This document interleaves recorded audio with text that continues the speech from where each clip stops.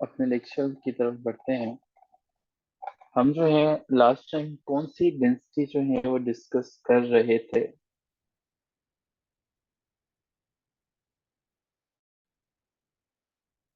कौन सी डेंसिटी ऐसी है जो कि हम डिस्कस कर चुके थे। सादात डेंसिटी डिस्कस कर चुके थे। और आज हम जो है वो जिस डेंसिटी को डिस्कस करने जा रहे हैं वो हमारे पास लोदी डेंसिटी जो है वो कहलाएगी। तो चलिए जरा हम लोदी डेंसिटी को जो है वो डिस्कस करते हैं। और करते हैं जी व्हाइट बोर्ड आपके साथ शेयर। अभी आ जाता है जी व्हाइट बोर्ड आपके पास एंड आई एम श्योर कि आ गया होगा। चलिए जरा यहाँ से प्रोसीड फर्दर करते हैं। और ये हमें बची आ गया लोधी डेंसिटी। अच्छा जी क्या है जी लोधी डेंसिटी जो है और कहाँ से आती है Lodhi density. Important important question सारे के सारे। कोई भी ऐसा नहीं होगा जो कि इससे पहले वाले एग्जाम्स में आया ना हो। और तमाम क्वेश्चंस को जो है वो समझना है।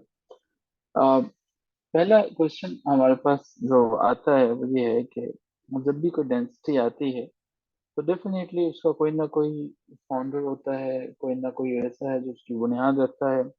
तो हमारे पास लोदी डेंसिटी की जो बुनियाद रखता है वो होता है बहलोल लोदी। बहलोल लोदी जो है वो इसकी बुनियाद रखता है। इसके साथ साथ लोदी डेंसिटी जो है इसका ड्यूरेशन समझना भी बहुत जरूरी है। लोदी डेंसिटी का ड्यूरेशन शुरू होती है 1451 से और चलती है 1526 में, जब जहीरुद्दीन बाबर आता है और इस लोदी डेंसिटी को खत्म कर देता है। अगर हम ये देखने की कोशिश करें कि लोदी डेंसिटी में ऑफिशियल लैंग्वेज जो है वो क्या थी तो हमें जवाब मिलता है कि ऑफिशियल लैंग्वेज जो है वो पर्शियन थी ईस्टर्न वर्ल्ड में। पर्शियन इस लैंग्वेज ईस्टर्न वर्ल्ड में मानी जाती थी। आपने एक इलाके का नाम बड़ी दफा सुना होगा और ये इलाका पानीपत के नाम से जाना जाता है। क्या है पानीपत में और कैसे ये जाना जाता है। पानीपत जो है वो काफी फेमस था। ये बेसिकली बैटल फील्ड है इंडियन पंजाब के अंदर। इसमें पूछा जाता है कि पानीपत में कितनी टोटल जो है वो लड़ाइयाँ लड़ी गई थी। तो 3 वॉर जो है वो इन टोटल पानीपत में होती हैं। पानीपत में जो पहली जंग यहाँ पे लड़ी जाती है, फर्स्ट वॉर जो है वो पानीपत की, वो हमारे पास होती है 21 अप्रैल यानी 1526 को। 21 अप्रैल, जब आपको पता है कि इकबाल की डेथ हुई थी, तो 21 अप्रैल 1526 को पहली जो है वो पानीपत की लड़ाई लड़ी जाती है। बहलोल लोधी इसका जो है वो फाउंडर थे। लोधी डेंसिटी जो है इसका ड्यूरेशन भी मैं आपके साथ जो है वो डिस्कस कर चुका हूँ। लेकिन जो बहलोल लोधी था, यानी कि जो इसका फाउंडर था, बहलोल लोधी का ड्यूरेशन जो है वो 1451 से लेके 1489 तक रहा था। तो ये ड्यूरेशन आपने याद रखना है, 1451 से 1489 तक। मौत जो है वो आती है चले जाती है, लोगों को ले जाती है। बहलोल जो है इसके बाद आ जाता है बहलोल का बेटा आ जाता है। तो बहलोल के बाद जो है वो बहलोल सन आ जाता है और वो जो है वहाँ के गद्दी संभालता है। बहलोल का बेटा जो है वो हमारे पास जब आता है और मुमकिन तौर पर तमाम चीज़ों को कोशिश करता है कंट्रोल में लेने की, लेकिन दोबारा जो है वो चीजें कंट्रोल में शायद इसके आती नहीं। इस्लाम खान नाम था जी इसका। इस्लाम खान आता है और चीजों को अपने कंट्रोल में लेने की कोशिश करता है। लेकिन तब तक जो है सल्तनत के अंदर काफी चीजें खराब हो चुकी होती हैं, लॉ एंड ऑर्डर की सिचुएशन जो है वो हाथ से निकल चुकी होती है। और ये वही टेन्योर है कि जिस टेन्योर के अंदर जो है वो नए नए लोग आना शुरू हो जाते हैं। आपने वेस्को डे गामा का नाम सुना होगा। वेस्को डे गामा जो है वो भी हमारे पास इसी टेन्योर में यानी कि 1498 के अंदर ही वेस्को डे गामा भी आता है।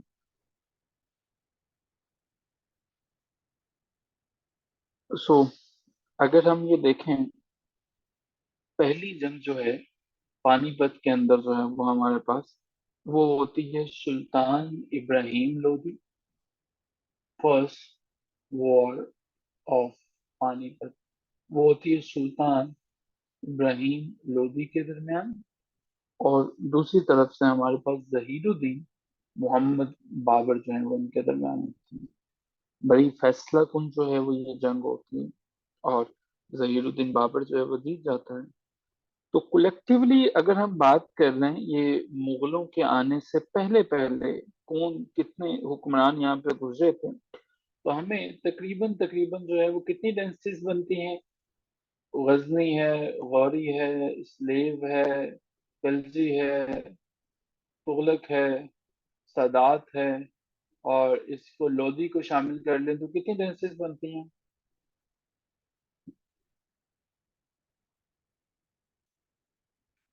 7 जो है वो हमारे पास डेंसिटीज बनती हैं,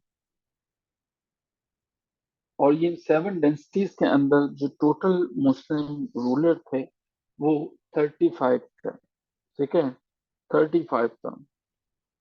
आई एम सॉरी, टोटल जो है वो इन्होंने जो रूल किया था वो है 300 ईयर्स। उसका ड्यूरेशन 300 ईयर्स जो है वो रहता है। ठीक है, 300 ईयर्स तक का था। और अब की दफा जो है वो ये जो टोटल मुसलमान थे, जिनके रूलर टोटल थे, जिन्होंने टोटल इसके ऊपर हुकूमत की थी मुख्तलिफ डेंसिटीज में, वो 35 लोग थे। लोधी डेंसिटी जो है ये 75 ईयर्स तक रहती है। 75 साल तक जो है वो सिर्फ लोधी डेंसिटी ही जो है वो चलती है। इमेजिन करें कितनी कामयाबी से आगे बढ़ रही है। और आखिरी जो है वो इब्राहिम लोधी था इसका, हमारे पास जो है वो लास्ट रूलर था, जबकि पहले वाला जो है वो हमारे पास बहलोल लोधी था। आप जानते हैं कि ये सारी की सारी 7 की 7 डेंसिटीज में जो टोटल जो रूलर्स थे जो कत्ल हुए थे सारे के सारे मुख्तलिफ टेन्योर में, उनकी तादाद 19 थी। 19 जो है वो मर्डर्स होता है। 19 लोग जो हैं, 19 रूलर जो हैं वो कत्ल होता है। अब इसके बाद जरा पानीपत की जंग के बारे में कुछ बात कर लें। मैंने बताया कि 21 अप्रैल 1526 को ये जंग होती है, और ये जंग जहीरुद्दीन बाबर जीत जाता है, और बाबर दो शहरों को सबसे पहले फतह करता है, दिल्ली को और आगरा को। दिल्ली और आगरा जो है वो फतेह हो जाता है, और बाबर इसके बाद जो है वो अगले शहरों की तरफ चला जाता है। बाबर अफगानिस्तान से आया था, ये याद रखिएगा। अफगानिस्तान से बाबर जो है वो आता है, और अफगानिस्तान से आने के बाद पंजाब के ऊपर जो है वो पंजाब के ऊपर अटैक करता है और इसे एनेक्स करने की कोशिश करता है। बाबर को जो है इस चीज का काफी इदराक था। वो समझता था कि शायद इंडिया जो है वो एक बहुत बैकवर्ड किस्म का इलाका है, और इनफैक्ट इसने आगाज में जो इसकी किताब भी है बाबरनामा, ठीक है, बाबरनामा, उसमें लिखा भी इसको इंडिया जो है वो ज्यादा अच्छा नहीं लग रहा था। लेकिन फिर भी 12,000 का लश्कर लेकर 12,000 आर्मी फोर्सेस वर देयर, और ये जनाब मुलाकात करता है इब्राहिम लोदी से और जीत जाता है। ये थी हमारे पास ही लोदी डेंसिटी। लोदी डेंसिटी के साथ साथ जो है ये डेंसिटी तो खत्म होती है, लेकिन इंडिया को लोदी गार्डन्स भी मिल जाते हैं, जिनके बारे में आपका एग्जामिनर अक्सर पूछता है कि लोदी गार्डन जो है वो कहाँ पे लोकेटेड है। लोधी गार्डन इंडिया में अभी जो है वो लोकेटेड है। ना सिर्फ इंडिया में लोकेटेड है, बल्कि ये हमारे पास 90 एकर्स के ऊपर जो है वो 90 एकर्स के ऊपर जो है वो ये सारे के सारे टोम्स हैं, जहाँ पे मोहम्मद शाह का टॉम है, सिकंदर शाह का टॉम है, बहलोल लोधी का टॉम है। ये सब के सब मज़ार जो हैं वो इनके वहीं पे हैं। तो यहाँ से हमें ये सारी की सारी चीजें जो है वो पता चलती हैं। और अब की दफा हम अगले किंग की तरफ, अगली डेंसिटी की तरफ बढ़ते हैं, जो कि मुगल डेंसिटी है। जहीरुद्दीन बाबर से ये शुरू होती है। लेकिन मुझे जरा ये बताइएगा कि यहाँ तक क्लियर है? कोई क्वेश्चन है आपका तो पूछ लीजिएगा। जो मुसलमानों की जितनी डेंसिटी थी, 7 डेंसिटियां गुजरी थी, उसमें 19 जो हैं वो शुरफा, 19 जो है वो रूलर्स, उनको कत्ल किया गया था। ठीक है, 19 जो है वो रूलर, उन्हें कत्ल किया गया था। इसके अलावा कोई और क्वेश्चन हो तो? कितने लोग ऐसे हैं जिन्हें ये याद हो चुके हैं सारे के सारे? हाउ मेनी आर देयर के जिन्हें ये पता चल चुका है? 14 पॉइंट जो है वो हमने देखा कि जहीरुद्दीन बाबर जो है वो अफगानिस्तान से आया था। तो जहीरुद्दीन बाबर जहाँ से आया था वो हमारे पास अफगानिस्तान था। तो ये हमारे पास पॉइंट रहेगा। क्या है जी, 12 जो है वो मैंने बता दिया है। पॉइंट 15 क्या है जी? 12,000 आर्मी मैन के साथ आया था जी।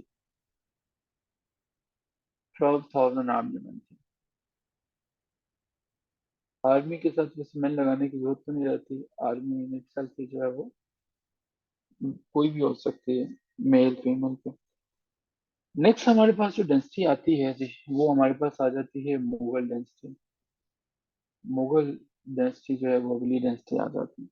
मुगल डेंसिटी, मुगल डेंसिटी यानी कि सल्तनत मुगलिया का जो फाउंडर था, आपकी दफा उसका नाम हमारे पास आता है जहीरुद्दीन बाबर जो है। जहीरुद्दीन बाबर। बाबर इब्राहिम लोदी को शिकस्त देता है और इस तरह से 1526 का साल जो है वो बड़ा इंपॉर्टेंट रहता है, क्योंकि अब यहाँ पे पहली दफा मुगल डायनेस्टी जो है वो इसकी बुनियाद रखी जाती है। न सिर्फ मुगल डायनेस्टी की बुनियाद रखी जाती है, बल्कि आप ये देख लीजिए कि जैसे ही जहीरुद्दीन बाबर 21 अप्रैल को जंग जीत जाता है, उसी से ऑनवर्ड जो है वो जो लोधी डायनेस्टी थी हमेशा के लिए खत्म हो जाती है। हमेशा के लिए खत्म हो जाती है। आप मुगलिया सल्तनत को याद रखने के लिए एक छोटा सा शॉर्टकट याद रख लीजिएगा। हमारे पास जो है वो BHAJ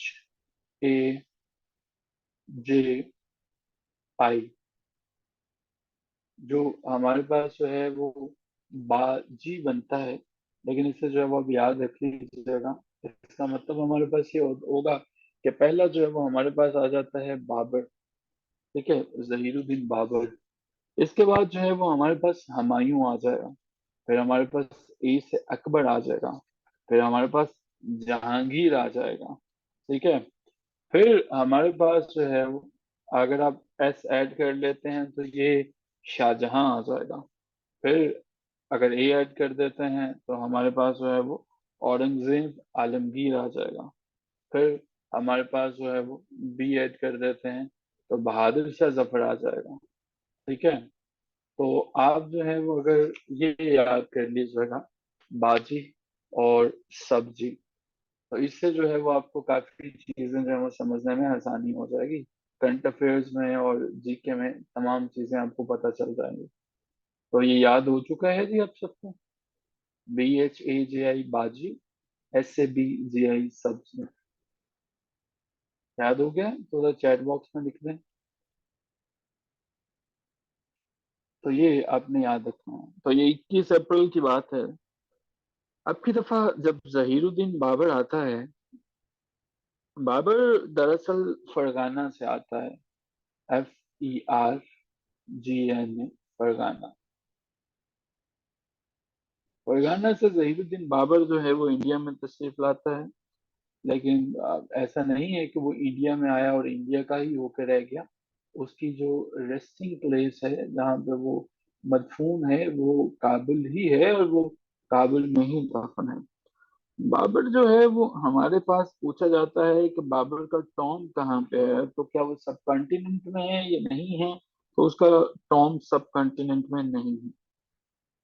यहाँ पे आके मुख्तलिफ किस्म की बरादरियों को, मुख्तलिफ किस्म के लोगों को मोटिवेट करता है, बुनियाद रखता है। जब भी कोई आता है तो साथ अपनी जुबान, अपने लोग और अपने हसब नसब को लेके आता है। लाहौर में आज भी कामरान बरादरी जो है वो मौजूद है, जो कि ओल्डेस्ट मुगल जो है वो बरादरी है। कामरान दरअसल जो है वो हुमायूं का भाई था। तो हुमायूं का भाई होने की वजह से उसी से जो है वो बरादरी आगे बढ़ती है, और ये लोग अभी भी जो है वो मौजूद हैं और यहाँ पे एग्जिस्ट करते हैं। अगर हम देखते हैं कि बाबर के बारे में, हमारे पास जो है वो सारी की सारी चीजें कहाँ से हमें पता चलती हैं? ये हमें पता चलती हैं तुर्क बाबरी से। तुर्क बाबरी से, और तुर्क बाबरी जो है वो किस जुबान में लिखी गई थी? ये टर्किश जुबान में लिखी गई थी ओरिजिनली जो है वो। ये जहीरुद्दीन बाबर ही था कि जिसने उल्मा कराम जो है उनके साथ बड़ी मोहब्बत का मामला रखा करता था। स्कॉलर्स को जो है वो रिस्पेक्ट दिया करता था, और इतनी रिस्पेक्ट दिया करता था कि उन्हें लैंड इनाम में दिया करता था, मुख्तलिफ जमीनें दिया करता था। तो उसके बाबरी के साथ साथ कुछ और चीजें भी जो है वो बाबर के ऊपर लिखी जाती थी। बाबर नामा, यानी कि बाबर की जो है वो बिब्लियोग्राफी, बाबर ने जो खुद लिखी, वो हमारे पास सबसे पहले चागटाई लैंग्वेज के अंदर थी। GATAI, चागटाई लैंग्वेज के अंदर जो है वो ये मौजूद थी। पुरानी जुबानें थी। जहीरुद्दीन बाबर जब यहाँ पे आता है तो यहाँ पे अब बाकायदा मुगल डायनेस्टी जो है वो परवान चढ़ना शुरू हो जाती है। बाबर के बारे में याद रखिएगा कि बाबर जो है इसमें डेट ऑफ बर्थ इसकी अक्सर औकात पूछ लेता है, तो ये 14 फरवरी 1983 में जो है वो ये पैदा हुआ था। ठीक है। जब ये पैदा हुआ था तो he was a born king basically. इसके बाप जो है वो उसकी डेथ हो गई थी, और बाप की डेथ जब होती है तो ये 12 years ओल्ड था, 12 साल का बच्चा था। और 12 साल के बच्चे को ही जो है वो फरगाना का रूलर बना दिया जाता है। ठीक है। आई एम सॉरी, यहाँ पे हमने 19 लिख दिया, मैंने 14 लिखना था। ठीक है। 1483। 1483। तो ये हमारे पास जो है वो एक रूलर था, और ये फरगाना का रूलर था। फरगाना का रूलर था, यानी कि बाप के बाद ऑटोमेटिकली जो विरासत थी वो इसी को मिलती थी। बाबर की एक अदद बेटी थी जिसका नाम गुलबदन था। अब गुलबदन तारीख में गुलबदन बेगम के नाम से जानी जाती है, और गुलबदन बेगम ने अपनी किताब बाद में लिखी, और उस किताब का जो नाम था वो हुमायूं नामा था। दरअसल वो बाद में अपने भाई जो है वो हुमायूं की बातें तो बताती ही बताती है, लेकिन उसी में हमें बाबर के बारे में भी बहुत सी चीजें पता चलती हैं। तो गुलबदन बेगम की किताब क्या थी, किसने लिखी थी, किसके बारे में थी, ये नाम क्या था, मुख्तसर से क्वेश्चन पूछ रहा था। किस्मत को शायद बाबर का ड्यूरेशन कुछ ज्यादा देर तक मंजूर नहीं था। 1526 में आता है, अभी ढंग से पाँव भी अपने नहीं जमा पाता है कि 1530 में डेथ हो जाती है। लेकिन इससे पहले ये बातें जानना जरूरी है कि बाबर ने सारी की सारी जिंदगी बड़ी स्ट्रगल में गुजारी। बाबर ने जब ये 1496, जरा इमेजिन कीजिएगा कि 1483 में पैदा होता है, और 1496 में कितनी सी उम्र होगी इसकी जो है वो। ठीक है। तकरीबन कोई 13 साल के करीब करीब जो है वो ये बच्चा था। इसके एक अंकल हैं, उनका नाम अहमद मिर्जा था। अहमद मिर्जा की डेथ होती है तो बाबर कोशिश करता है कि अहमद मिर्जा का जो इलाका है समरकंद का, उसको भी मैं फतह करूं। लेकिन समरकंद जो है वो पता नहीं होता है, बल्कि अपना इलाका जो है, जो फरगाना था, वो भी चला जाता है, और दोबारा कोशिश करता है। इसके अलावा 1497 में अपने फरगाना, जहाँ जो पहले जिसका ये हुकूमत करता था, जिसका रूलर था, उसको दोबारा से बहाल करता है, उसको हासिल करता है। लेकिन किस्मत की सितम जरीफी देखिए, अगले ही साल 1498 में इतना बहादुर बंदा था, लेकिन दोनों की दोनों किंगडम जो है वो एक तरफ जाता था समरकंद को फतह करने, तो दूसरी जो है वो बागी से छीन लेता था। दूसरे जो है वो लोग हुकूमत कर लेते थे। 1498 तक जो है वो, 1498 में इन किंगडम्स को लूज करता है। 15 जो हमारे पास 1499 में उनको दोबारा से रिकैप्चर करता है, रिकैप्चर करता है, और अब की दफा दोनों को रिकैप्चर कर लेता है। लेकिन फिर जो है वो हमारे पास 1500 में ये दोनों के दोनों सल्तनतें चले जाती हैं। तो 1500 में हमारे पास जो है वो Babar prince without any land था। अब इस तरह से था, लेकिन हिम्मत नहीं हारता है। और यही बाबर की जिंदगी से आपके लिए भी एक मैसेज है कि 1501 में जो है वो दोबारा समरकंद को फतह करता है और फिर फरगाना को भी ले लेता है। और तो और हौसला बढ़ता है, और 1504 में जो है ये बाबर जो है वो फतह कर लेता है काबुल को, जो आज आपका हमसाया है। बाबर जो है वो जब 1530 में आता है, तो अब जाके 1513 में ये बाबर दोबारा से दो सिटीज को फतह करता है। एक जो इसके पास जो है वो आता जाता रहता था, समरकंद, फिर से चला गया फिर आ गया। लेकिन साथ में जो है वो एक और सिटी जो है वो था बुखारा का। तो ये सिटी जो है वो इसके टेन्योर में रहती हैं। लेकिन असल में जो बात आप याद रखोगे वो है पानीपत, 21 अप्रैल 1526। पानीपत, जब ये दिल्ली को और आगरा को फतह करता है, और इब्राहिम लोधी जो है वो परेशान हो जाता है कि इतना ताकतवर इंसान और इतना स्ट्रेटेजिक पर्सन। अब यहाँ से जो है जहीरुद्दीन बाबर जो है वो आगे मजीद बढ़ना शुरू कर देता है। लेकिन बाबर के रास्ते में अब अगली दीवार थी, और वो थी राणा सांगा जो है वो। राणा सांगा जो है ये मेयोर से था। इनकी अ, अक्सर जो है वो पूछा जाता है कि ये सिटी कौन से थे। राणा सांगा मेयोर था। दरअसल ये फेमस था कि इसने कोई 100 के करीब जो वॉर्स थी उसको विन कर रखा था। 100 वॉर्स का ये अकेला विनर था, अपनी आर्मी को लीड किया करता था। अब की दफा बाबर के साथ मुकाबला इसका होता है 1527 में, और ये जंग जानी जाती है द बैटल ऑफ खानवा के नाम से, KHNWH, खानवा के नाम से।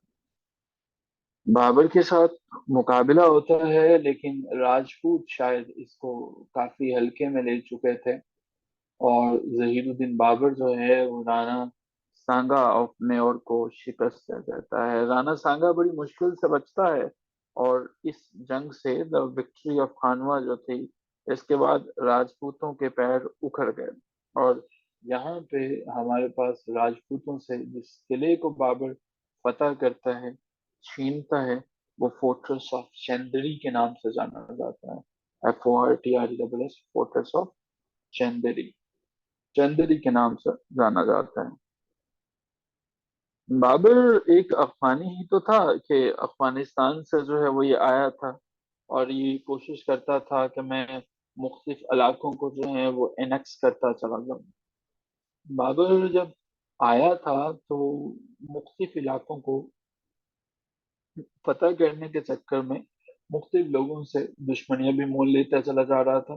अफगानी जो है वो एक इलाके के ऊपर हुकूमत करके बैठे थे, और उस इलाके का नाम गोगरा हुआ करता था। जहीरुद्दीन बाबर ने पैगाम पहुंचाया कि या तो एनेक्स कर दो और मुझे टैक्सेस देना शुरू कर दो, वरना जंग के लिए तैयार हो जाओ। और फिर जो है वो तारीख ने देखा कि बैटल ऑफ गोगरा होती है, और ये बैटल ऑफ गोगरा 1529 में होती है, यानी कि बाबर के मरने से एक साल पहले। अगर आप बाबर की जगह होते तो यकीनन आप जो है वो इंडिया फतह करने के बाद अब आप इंजॉय करते, चिल करते कि चलो खैर है अब बहुत हो गया। लेकिन बाबर रुका नहीं, बाबर चलता रहा। मुझे यहाँ तक बताइएगा कि कितने लोग ऐसे हैं जिन्हें याद हो चुका है, जिन्हें सारी की सारी चीजें जो अभी तक हमने डिस्कस की हैं उन्हें याद हो गई हैं।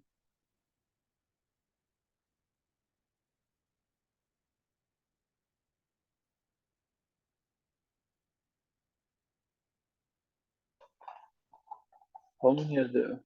Great. A lot many people are there. Okay. All right जी, चलिए फिर पॉइंट 22 में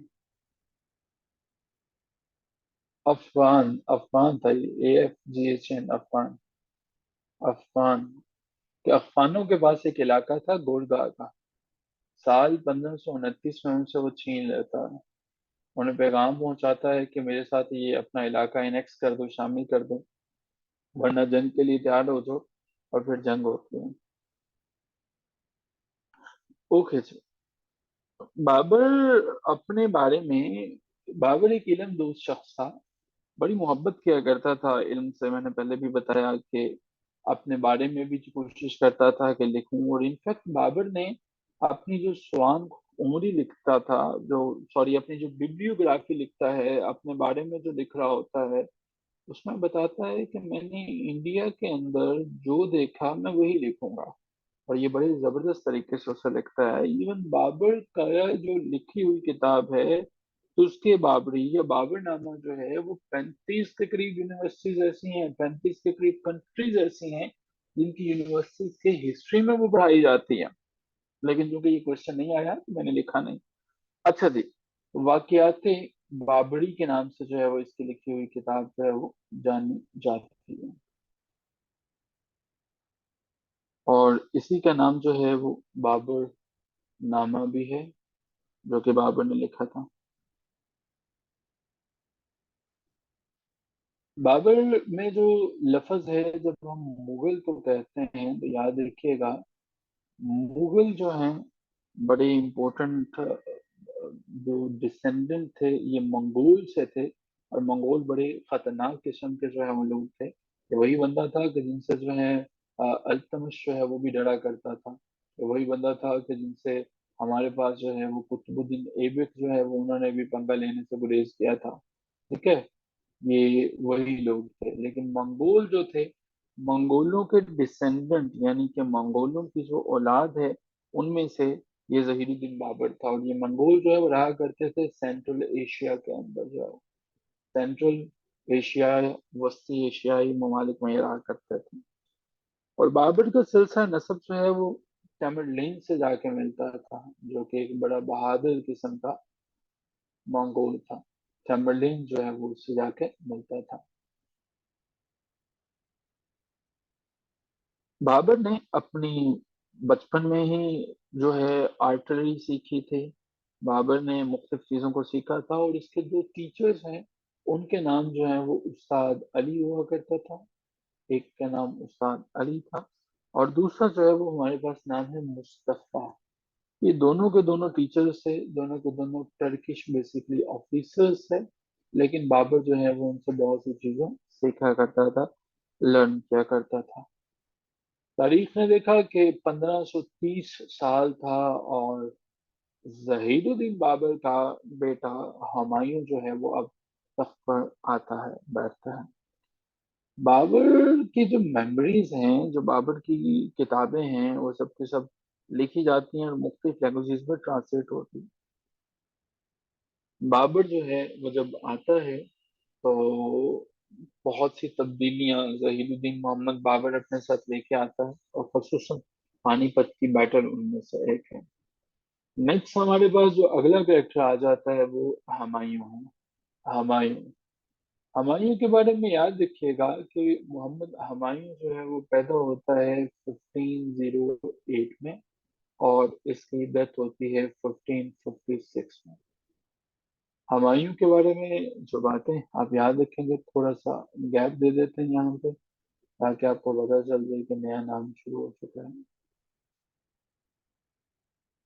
हुमायूं, हुमायूं जो है अपने दौर में एक चीज से बड़ी मोहब्बत करता था, और वो हुमायूं की आर्ट के साथ और आर्किटेक्ट के साथ मोहब्बत है। ये हुमायूं वही मुगलिया सल्तनत का बादशाह था, HUMA, भाई, जिसको जो है वो शेर शाह सूरी ने शिकस्त दी थी। शेर शाह सूरी ने 1539 1540 में इसको निकाल के पड़े फेंका था और मुगलिया सल्तनत खत्म कर दी थी थोड़ी देर के लिए। हुमायूं, हुमायूं जो है ये वो बंदा भी था कि अगर पूछा जाता है कि वो कौन सा मुगलिया बादशाह ऐसा था जिसे शिकस्त हुई थी बैक टू बैक, वो हुमायूं था। वो कौन था जिसने एग्जाइल के अंदर जिंदगी गुजारी थी, जो एग्जाइल में रहा था, वो हुमायूं था। यहाँ तक कि हुमायूं का बेटा बादशाह अकबर जो है वो भी आपके इलाके ये सिंध में पैदा होता है, उमरकोट के अंदर जो है वहां पे पैदा होता है बादशाह अकबर जो है। बहरकत हाँ, ये लाहौर में रहने वाले या लाहौर में जो जाते हैं उन्हें पता होगा कि कामरान की बारादरी बड़ी फेमस है। कामरान बारादरी, लाहौर के अंदर एक मुकाम जो है। तो कामरान बारादरी भी हुमायूं का वही भाई जो था, हुमायूं ब्रदर जो है वो उसी के नाम का है, हुमायूं बारादरी।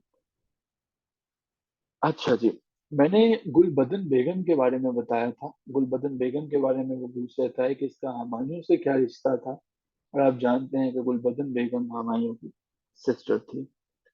हुमायूं, हुमायूं ने कुछ अपने बारे में भी लिखा। जब कोई अपने बारे में लिखता है तो उसे हम मेमोयर कहते हैं। मेमोयर, इसके मेमोयर का नाम जो है वो हमारे पास जो है वो हुमायूं नामा था। हुमायूं नामा था इसके मेमोयर का नाम। एक बड़ा लीनियंट किस्म का बंदा था, बहुत नरम दिल किस्म का बंदा था। इसके बाप जहीरुद्दीन बाबर ने कहा था कि अपने भाइयों का ख्याल रखना, लेकिन जितना ख्याल ये रखता है शायद उतना कोई भी नहीं रखता। इससे अंदाजा लगाइए कि अपने भाई, खुद बादशाह था कामरान, अपने भाई को जो है वो काबुल और कंधार जो है वो दे देता है। तो भाई तुम इसके ऊपर जो है वो हुकूमत करो, तुम इसके ऊपर हुकूमत करो और बाकी बातें जो है वो फिर देखी जाएंगी। मुगल एम्परर ये वही था जो सीढ़ियों से गिरता था। ठीक है जी, उसी ने लिखा था, लेकिन ये इसकी सिस्टर थी। मेमोयर जो है, मेमोयर होता है जो खुद लिखता है। हुमायूं नामा जो है वो हमारे पास जो है पर्सनल मेमोयर था हुमायूं का। ठीक है, हुमायूं नामा जो है वो किताब जो है वो लिखी जाती है गुलबदन बेगम साहिबा की वजह की तरफ से, गुलबदन की तरफ से। इसने तो एक मेमोयर लिखा था। मेमोयर लिखा था, मेमोयर होता है अपने बारे में लिखना। उसको किताबी शक्ल देना और उसके अंदर मजीद चीजें ऐड करना, वो गुलबदन साहिबा की तरफ से था।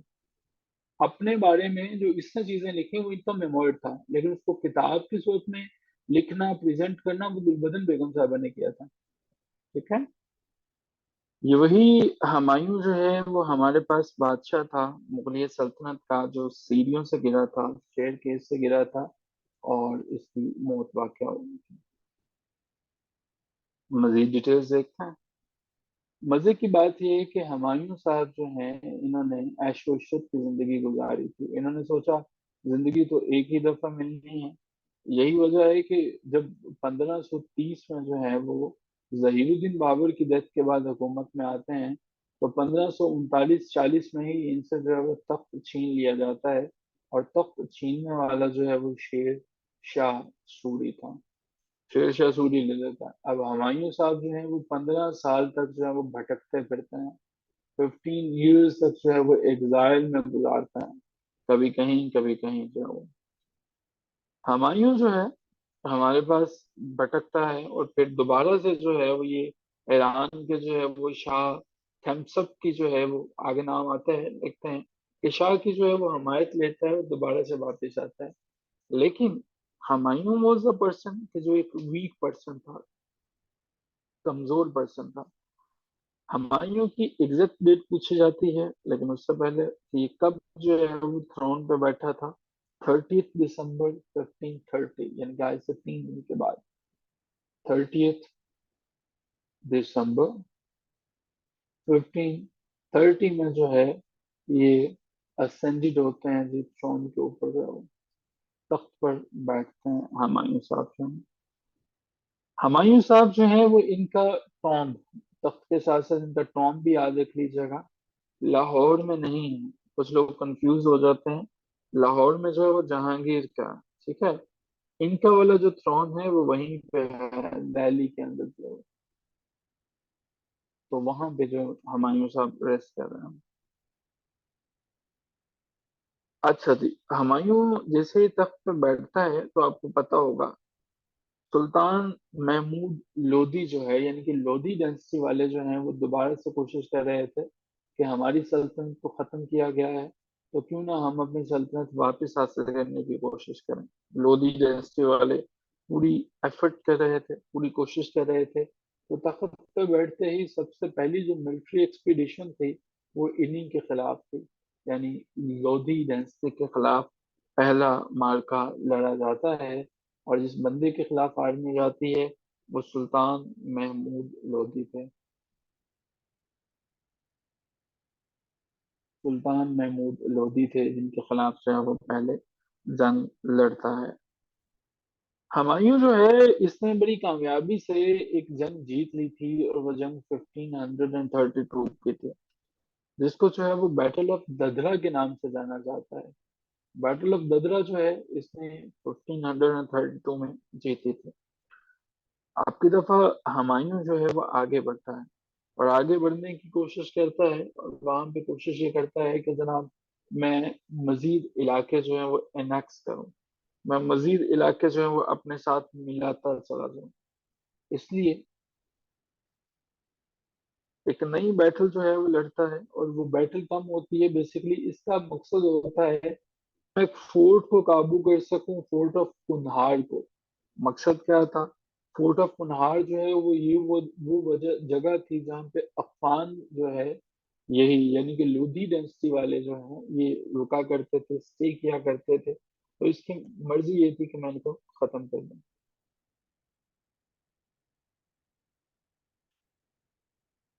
स्क्रीनशॉट प्लीज ले लीजिएगा। मैं अगले पेज पर जाना चाह रहा हूँ, प्लीज टेक द स्क्रीनशॉट।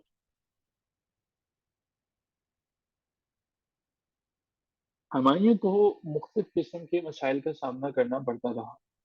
जैसा कि हुमायूं ने सोचा था, एक लीनियंट रूलर था, कि मैं बड़े मोहब्बत से सबके साथ जो है वो गुजारूंगा, अमन से रहूंगा।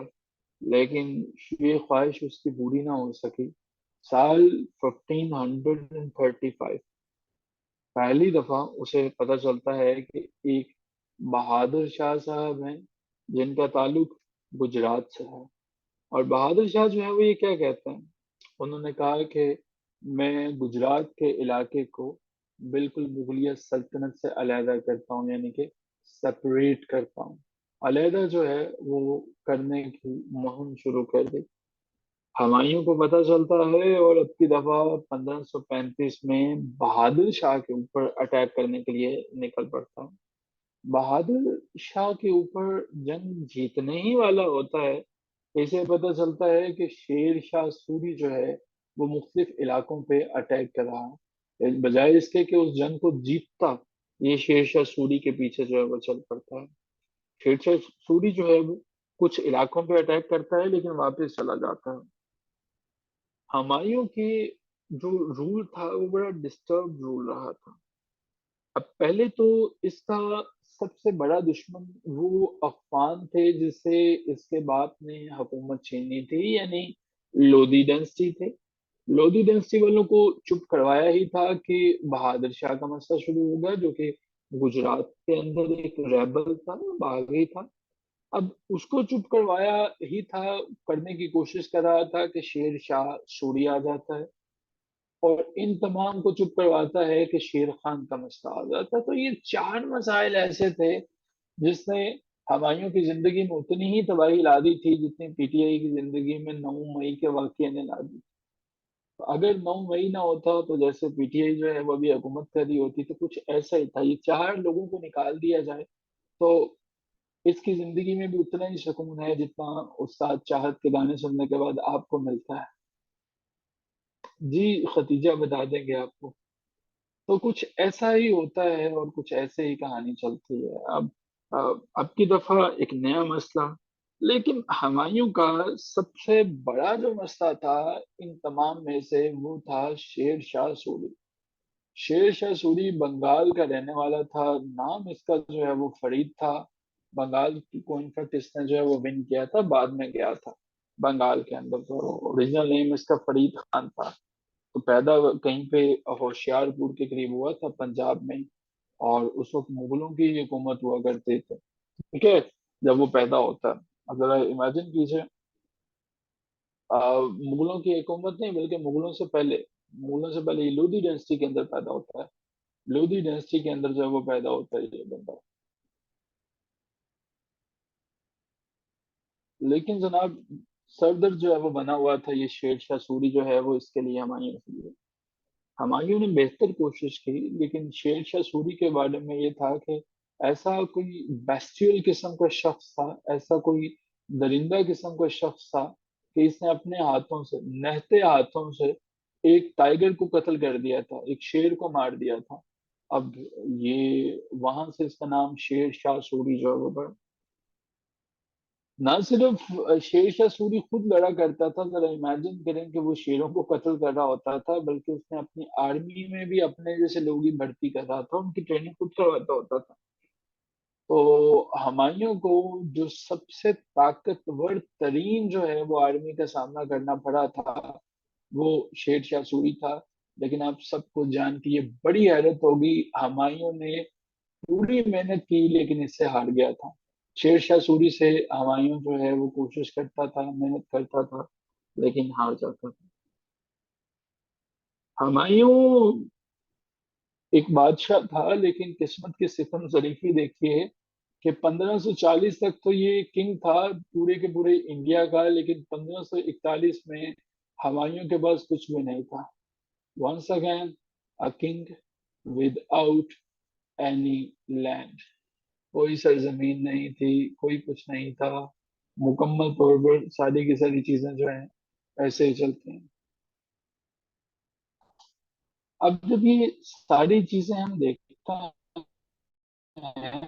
तो हमें एक मुकम्मल चीज समझ में आती है, वो ये समझ में आती है कि जनाब कुछ तो था शेरशाह में, जो शेरशाह सूरी इससे जो है वो सल्तनत को छीन के ले गया। इस चीज को समझने के लिए ये बात समझ लीजिएगा कि शेरशाह सूरी जो है वो मुसलसल प्रैक्टिस किया करता था, मुसलसल प्रैक्टिस किया करता था। और ये 1539 1540 में एक बैटल होती है, बैटल ऑफ फौजा के नाम से। 1539 में शुरू होती है, 1540 तक ये चलती है, बैटल ऑफ फौजा के नाम से। और इसमें जो है वो हुमायूं साहब जो है वो हार जाता है। अब की दफा पहुंचता है ईरान के, जो किंग था पर्शिया का उस वक्त जो है, उसका नाम शाह हेमसद था। SHATHAMPS,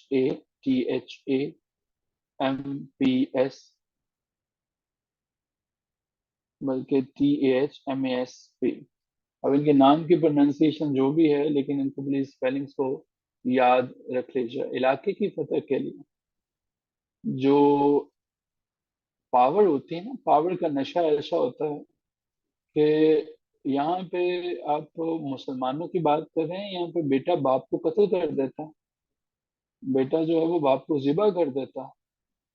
ठीक है, वो तो फिर मुसलमान दूर के थे। तो जो रियासतें होती हैं, जो पावर होती है, पावर में जो लोग होते हैं, इनके लिए कोई रिलेशनशिप नहीं होता, कोई किसी का बाप नहीं होता, कोई किसी का बेटा नहीं होता। ठीक है, आगे चल के देखिएगा, आपको पता चलेगा कैसे औरंगजेब ने क्या क्या किया था अपने भाइयों के साथ जो है, कैसे शाहजहां बेचारे को अपनी जिंदगी के आखिरी साल जो है वो कैद खाने में गुजारने पड़े थे। और वो वहां पे लिखा करता था कि मैंने क्या क्या चीजें बनाई हैं। ठीक है, अकबर ने, बादशाह अकबर ने अपने भाइयों को मार दिया था। ठीक है। हाँ, रियासतों का मजहब नहीं होता, पावर का कोई मजहब नहीं होता। बेनजीर भुट्टो जो है वो आज 27 दिसंबर है, कत्ल कर दी गई थी। आज ही है ना 27 दिसंबर। तो बेनजीर भुट्टो को कत्ल कर दिया था रावलपिंडी के लियाकत बाग में। रावलपिंडी वाले जो है वो ताकतवर लोग हैं ना, तो वो मार देते हैं जो कि उनके पास कुछ आता है। वैसे Kaif ji, coming back to the topic, अब देखें वो बीबी भी निकली थी जमहूरियत के लिए, उन्होंने भी 2 दफा पीएम रही थी। वेरी कैफ जैसे भी थे, ठीक है, करप्शन तो हर पॉलिटिशियन के जन्म में होते हैं, लेकिन कत्ल, assassination is not the solution of any problem. तो वो भी तो मुसलमान थे, टीटीपी भी मुसलमान है, तहरीक जिहाद पाकिस्तान भी मुसलमान है, सभी मुसलमान हैं। ठीक है। और यहाँ पे अब देखें, कत्ल करने वाले भी मुसलमान हैं, कत्ल होने वाले भी मुसलमान हैं। वो बम धमाका करने से पहले ला इलाहा इल्लल्लाह मोहम्मद रसूलुल्लाह पढ़ता है, और वो बेचारा मरने से पहले पढ़ रहा है। तो समथिंग। खैर जी, अब जी, शाह जो है वो हमारे पास जो है वो शाह हेम्पस जो है, what ever the name of this person is, तो इनसे जो है वो जनाब बात करते हैं और वो कहते हैं कि जनाब मुझे मेरी जो गवर्नमेंट है वो वापस चाहिए। अब शाह साहब ने कहा कि मसला ही कोई नहीं है हुमायूं भाई, आप मेरे पास तशरीफ ले आए हैं, ये क्या काम है, आप घबराइए नहीं, आप बैठे चाय शाय पिए और रियासत वापस लेने चलते हैं। अगर आप ऐसे सोच रहे हैं तो गलत सोच रहे हैं। शाह ने कहा दो शरायत हैं, मैं शिया हूँ, एक तो ये शर्त है कि बड़े सगीर पाको हिंद में शियाइज्म जो है वो उसको मुझे प्रमोट करने की इजाजत दो, मेरा मस्तक प्रमोट होगा। और दूसरा एक प्यारा सा हीरा है तुम्हारे पास, कोहे नूर जो है, वो जरा मुझे जमा करवा दो, तो उसके बाद फिर ये बाकी बातें बाद में देखते हैं।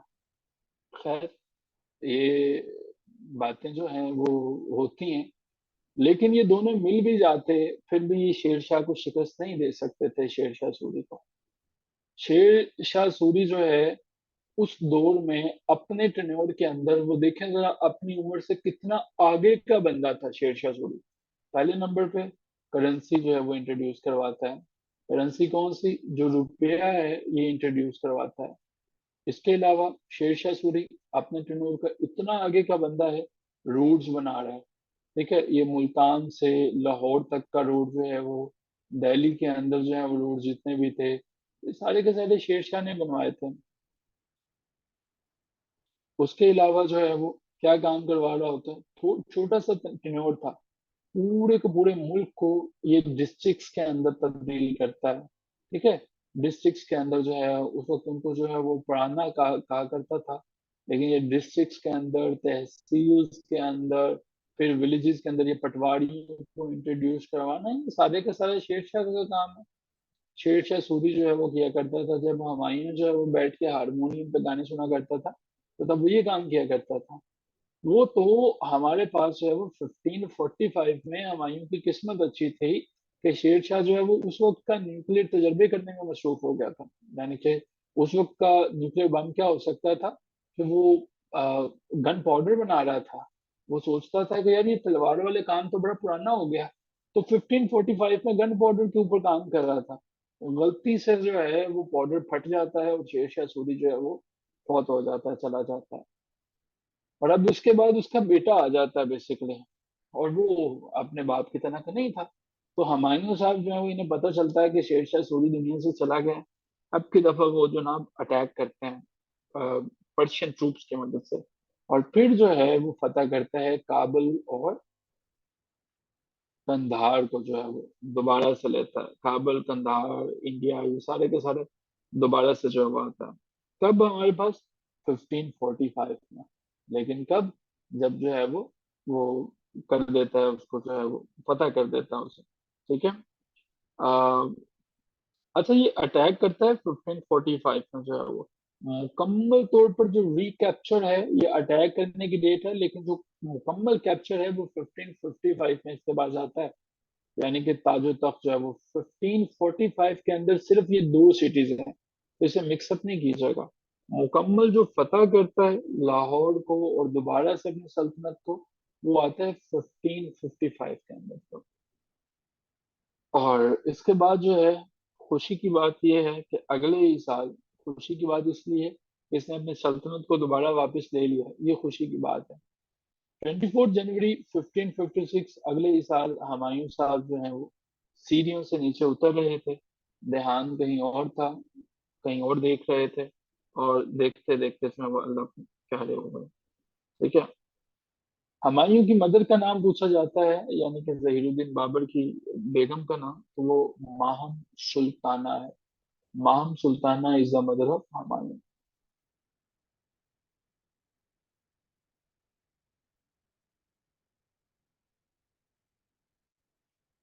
अच्छा जी, हुमायूं जो है 1556 में सीढ़ियों से गिरता है, लाइब्रेरी की सीढ़ियां थी बेसिकली, लाइब्रेरी में जाता है, तो वहां से जो है वो चला जाता है, और इसकी बहन गुलबदर बेगम जो है वो फिर हुमायूं नामा को एडिट करती है और सारी की सारी चीजें जो है वो मुकम्मल तौर पर बताती है। तो ये हमारे पास जो है वो आज की डिटेल्स रहेंगी। यहाँ तक कोई क्वेश्चन हो, कोई चीज जो समझ में ना आ सकी हो, कोई स्क्रीन शॉट जो रहता हो, तो प्लीज बताइए, ताकि आपको, बल्कि मैं शुरू से स्क्रीन शो कर रहा हूँ, आप उन्हें देख लीजिएगा। ये हमारे पास जो है वो पहली स्क्रीन है। ये पहली है। ये हमारे पास दूसरी स्क्रीन है। जी सबके सब मर गए थे अदनान भाई। ये हमारे पास तीसरी स्क्रीन है। ये हमारे पास फोर्थ वाली है। And that is the last screen.